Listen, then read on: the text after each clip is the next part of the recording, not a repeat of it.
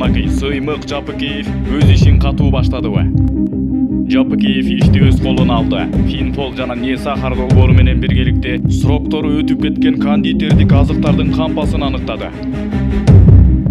Аягына чыгасызбарбы? Эл чындыкты билсин. Жапыкеев ишти өз колуна алды. Финпол Несахар долбоору менен биргеликте мөөнөтү өтүп кеткен кондитердик азыктардын кампасын аныктады. Экономикалык кылмыштуулукка каршы күрөшүү мамлекеттик кызматы Несахар долбоору менен биргеликте мөөнөтү өтүп кеткен кондитердик азыктардын кампасын аныктады. Бул тууралуу аталган кызматтын басма сөз кызматы маалымдады. Билдирүүдө маалымдагандай 12 январда финансы полициясынын кызматкерлери Несахар долбоору менен биргеликте дагы бир кампаны табышты. Анда 2018-жылга чейинки жарактуулук мөөнөтү өтүп кеткен көп өлчөмдөгү кондитердик азыктар ар кандай таттуулар сакталып турган. Ушул эле кампадан таңгактардагы чыгарылган күндү өзгөртүш үчүн мөөрлөр, ошондой эле иш жүзүндө жарактуулук мөөнөтү жок азыктар табылган жана алынган. Мөөнөтү өткөн азыктарга мөөр басылган деп айтылат маалыматта.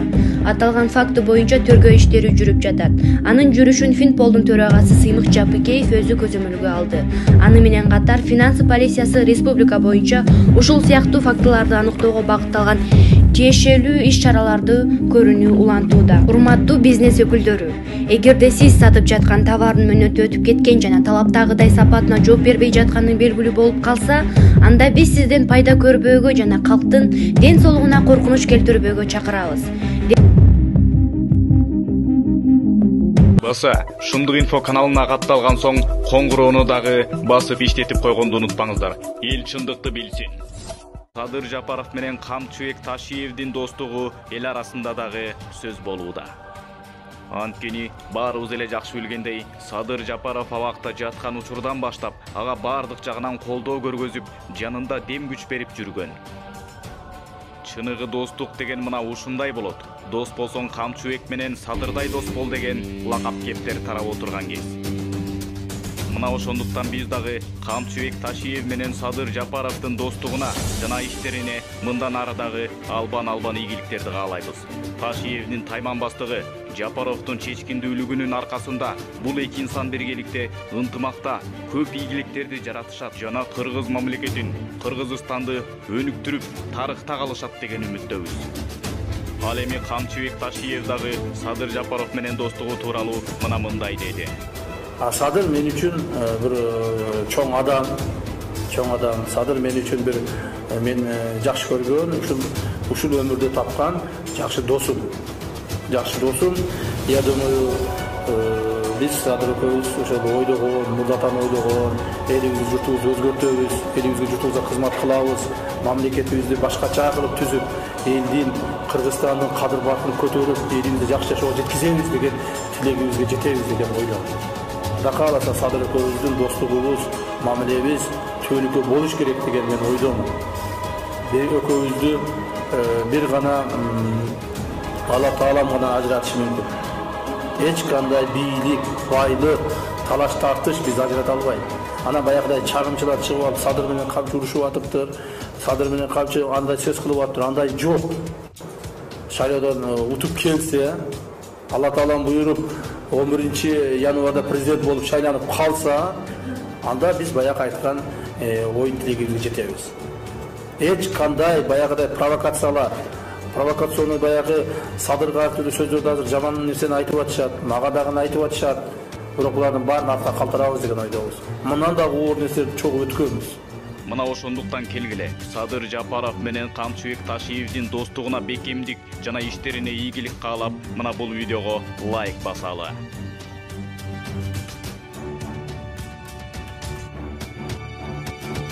Эл чындыкты билсин. Буга чейинки президенттердин дагы мына ушундай инаугурациясы, расмий президенттикке киришүүсү, буга чейин Алмазбек Атамбаевдин инаугурациясы өткөн эле. Президенттин тизмасына расмий киришти. Андан соң Сооронбай Жээнбековдун дагы президенттик инаугурациясы өткөн эле. Өзүбүздүн тил менен айтканда Атамбаев Жээнбеков өткөрүп берген эле.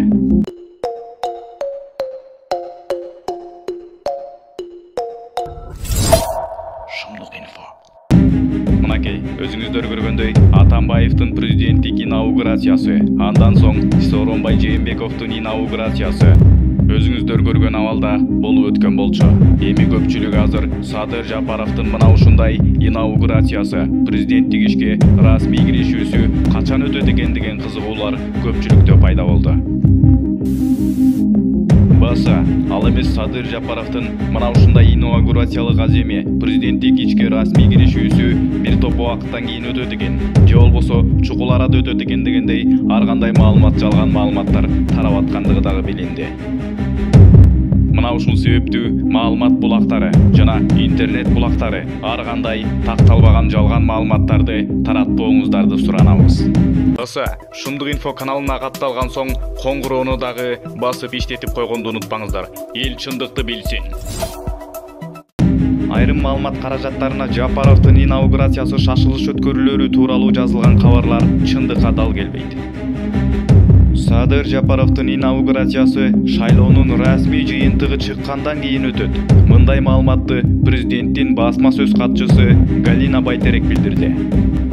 Анын айтуусунда айрым маалымат каражаттарына Жапаровдун инаугурациясы шашылыш өткөрүлөрү тууралуу жазылган кабарлар чындыкка дал келбейт. Бул туура эмес маалымат. Борбордук шайлоо комиссиясы президенттик шайлоонун расмий жыйынтыгын чыгаргандан кийин гана инаугурацияга даярдык көрүлө баштайт, деди Галина Байтерек. Маалымат катчысынын айтуусунда инаугурация өткөрүү үчүн атайын уюштуруу тобу иштейт. Азырынча топ да түзүлө элек. Айрым маалымат каражаттары президенттик шайлоодо арбын добуш алган талапкер Садыр Жапаровдун инаугурациясы мөөнөтүнүн мурда өткөрүлүп каралып жатканын жазып чыгышкан. Көрсө бул маалыматтар чындыкка дал келбейт экен. Элди, бизнести, чиновниктерди кайсы бир деңгээлде коркутуп турган криминалдарга я обращаюсь. Камчыбек Ташиевке элдин баары ыраазы болушууда. Мындан ары биздин коомдо бандиттер жана уюшкан кылмыштуу топтор болбойт. Мындан ары кылмыштуу топтун мүчөсүмүн деп дагы жүрө албайт. Баардык уюшкан кылмыштуу топтор жана бандиттер жазаланат.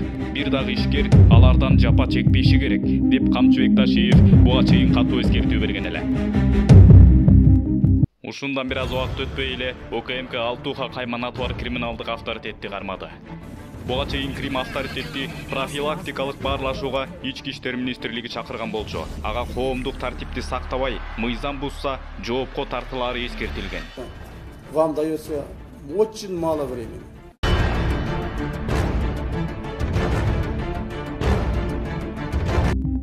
Бишкекте уюшкан кылмыштуу топтун активдүү мүчөсү Алтуха Кайманаты менен таанымал Алтынбек Ибраимов кармалды. Бул тууралуу Улуттук коопсуздук мамлекеттик комитетинен кабарлашты.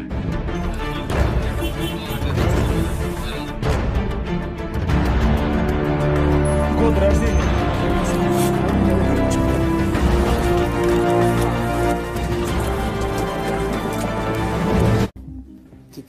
Теперь никого не будете вы крышевать. Никто никого не будет крышевать.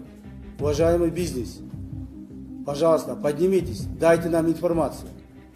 Если кто-то где-то кого-то будет крышевать, кто-то где-то кого-то будет давить, давление оказывать, мы будем наказывать всех.